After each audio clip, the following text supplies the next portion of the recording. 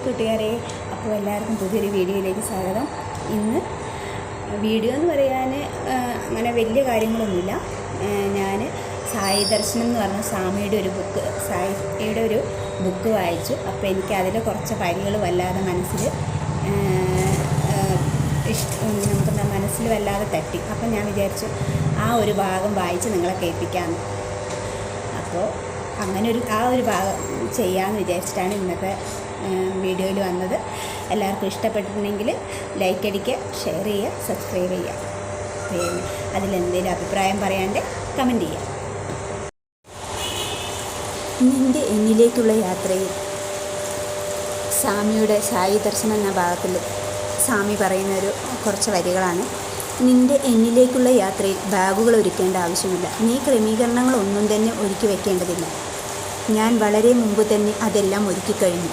നിൻ്റെ യാത്രയ്ക്കൊരു സഹചാരിയെ വേണ്ട, ഞാനാണ് ആ സഹചാരി. എപ്പോഴും ഞാൻ നിൻ്റെ ഒപ്പം യാത്ര ചെയ്യും. പണത്തിൻ്റെ രൂപത്തിൽ നീ എനിക്ക് ഒന്നും നൽകണ്ട. വിശ്വാസത്തിൻ്റെയും സഹനശക്തിയുടെയും രൂപത്തിലുള്ള പണം എനിക്ക് നൽകിയാൽ മതി. പ്രേമത്തോടെ നിറവേറ്റപ്പെടുന്ന കടമകൾ, എളിമയോടെ നിർവഹിക്കപ്പെടുന്ന സേവനം, എൻ്റെ നാമം ജപിക്കുന്ന നിർമ്മലമായ ഹൃദയം, ഇവയെല്ലാം യാത്രമധ്യേ എനിക്ക് തന്നാലും. കടങ്ങളെല്ലാം വിട്ടു, ഋണവിമുക്തനാകൂ, സന്നിധത വെടിയൂ, പ്രയാണം തുടങ്ങൂ.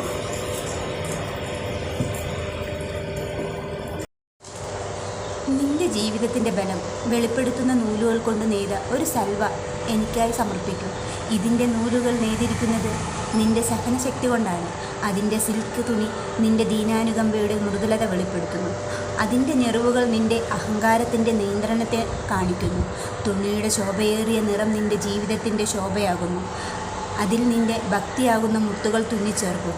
അതിൻ്റെ അരിക്കുകളിൽ സേവനത്തിൻ്റേതായ അലുക്കുകൾ തുന്നിച്ചേർക്കും. ജാജ്വലനമായ പ്രേമം അതിലേക്ക് പകരുക. അതിൻ്റെ സൗന്ദര്യത്താൽ വെട്ടിത്തിളങ്ങട്ടെ. അതിൻ്റെ ഉള്ളിൽ വിളങ്ങുന്ന ദിവ്യ ചൈതന്യത്തെ വെളിപ്പെടുത്തട്ടെ. എൻ്റെ കുഞ്ഞെ, എനിക്കൊരു സൽവ തന്നാലും, എൻ്റെ പ്രതിബിംബം പ്രതിഫലിക്കുന്ന ഒരു സൽവ.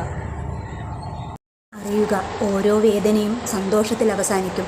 ഓരോ സന്തോഷവും വേദനയിലും അവസാനിക്കും. രണ്ടും തന്നെ എൻ്റെ അനുഗ്രഹങ്ങളായി കരുതൂ. നിൻ്റെ ജീവിതത്തിൽ ഞാൻ പ്രവേശിക്കുന്നത് നിൻ്റെ ദുഃഖശമനത്തിനായാണ്. നിൻ്റെ ജീവിതത്തിലേക്ക് ഞാൻ കടന്നു വരുന്നത് നിൻ്റെ സന്തോഷങ്ങൾ ആഘോഷിക്കാനാണ്. നിൻ്റെ വേദനകളെ അവഗണിക്കൂ. സന്തോഷത്തെ പ്രതീക്ഷിക്കാതെയും ഇരിക്കുക. രണ്ടിനെയും ഞാനായിട്ട് സ്വീകരിക്കൂ. നിൻ്റെ ഓരോ അനുഭവങ്ങളിലും എന്നെ സ്നേഹിക്കൂ. ഓരോ സംഭവവും നിന്നെ എന്നോടടുപ്പിക്കുന്നു.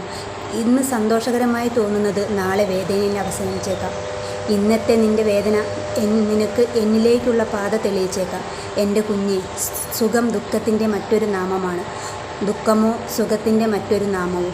നിനക്ക് സന്തോഷം പ്രദാനം ചെയ്യുന്നത് എന്താണോ എന്നെ അതാക്കി മാറ്റൂ. ഓരോ സങ്കടമാകുന്ന തുരങ്കത്തിൻ്റെ അവസാനം കാണുന്ന വെളിച്ചവുമായി എന്നെ കാണുക. അപ്പോൾ ഈശ്വരൻ നിൻ്റെ ആഹ്ലാദമാകും. നീ സഹിക്കുന്ന ഓരോ ദുഃഖത്തിനും നിനക്കുള്ള പാരിതോഷികം ഈശ്വരൻ തന്നെയാവുകയും ചെയ്യും.